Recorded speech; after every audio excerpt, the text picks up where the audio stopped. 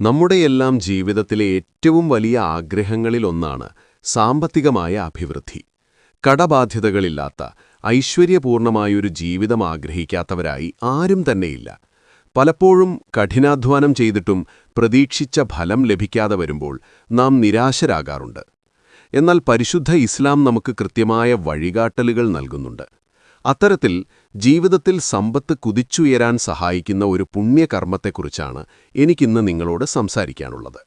നമ്മുടെ ഓരോരുത്തരുടെയും ജീവിതത്തിൽ വന്നുചേരുന്ന പ്രയാസങ്ങൾക്കും സാമ്പത്തിക ബുദ്ധിമുട്ടുകൾക്കും പരിഹാരമായി മഹത്തുക്കളും പണ്ഡിതന്മാരും പഠിപ്പിച്ചു തന്ന ഒരു പ്രത്യേക തസ്ബീഹ് ഈ വീഡിയോയിൽ പ്രതിപാദിക്കുന്നുണ്ട്. നബി സ്വല്ലല്ലാഹു അലൈഹി വസല്ലമയുടെ കാലത്ത് ഒരു സഹാബി തന്റെ ദാരിദ്ര്യത്തെക്കുറിച്ച് പരാതിപ്പെട്ടപ്പോൾ പ്രവാചകൻ അദ്ദേഹത്തിന് ഉപദേശിച്ചു കൊടുത്ത കാര്യമാണിത്.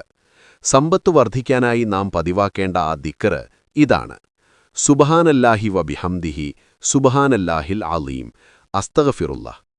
എല്ലാ ദിവസവും പുലർച്ചെ സുബ്ഹ് നിസ്കാരത്തിന് ശേഷമുള്ള സമയമാണ് ഇത് ചൊല്ലാൻ ഏറ്റവും ഉത്തമം. 100 തവണയാണിത് പതിവാക്കേണ്ടത്. ഇത് പതിവാക്കുന്നതിലൂടെ അപ്രതീക്ഷിതമായ വഴികളിലൂടെ അല്ലാഹു നമുക്ക് ഐശ്വര്യം നൽകുമെന്നും കടബാധ്യതകളിൽ നിന്ന് മോചനം നൽകുമെന്നും നബി സ്വല്ലല്ലാഹു പഠിപ്പിക്കുന്നു. നമ്മുടെ ഓരോരുത്തരുടെയും ജീവിതത്തിൽ പലതരത്തിലുള്ള പരീക്ഷണങ്ങളുണ്ടാകാം.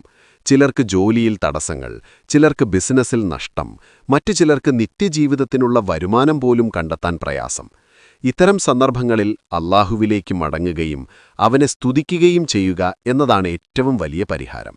സുബ്ഹാനല്ലാഹി വബിഹംദിഹി എന്ന് നാം പറയുമ്പോൾ അല്ലാഹുവിനെ പുകഴ്ത്തുകയാണ് ചെയ്യുന്നത്. ഈ പുകഴ്ത്തലിന്റെ പ്രതിഫലമായി അല്ലാഹു പ്രപഞ്ചത്തിലെ സർവ്വചരാചരങ്ങൾക്കും ഭക്ഷണം നൽകുന്നുവെന്നാണ് പറയപ്പെടുന്നത്. ഈ കർമ്മം കേവലം ഒരു ചടങ്ങായി മാത്രം കാണാതെ പൂർണ്ണമായ വിശ്വാസത്തോടും ആത്മാർത്ഥതയോടും കൂടി ചെയ്യുക എന്നതാണ് പ്രധാനം. നമ്മുടെ കർമ്മങ്ങൾ അല്ലാഹു സ്വീകരിക്കട്ടെ. നമ്മുടെ ജീവിതത്തിലെ ബുദ്ധിമുട്ടുകൾ മാറ്റി ഐശ്വര്യം നിറയ്ക്കട്ടെ.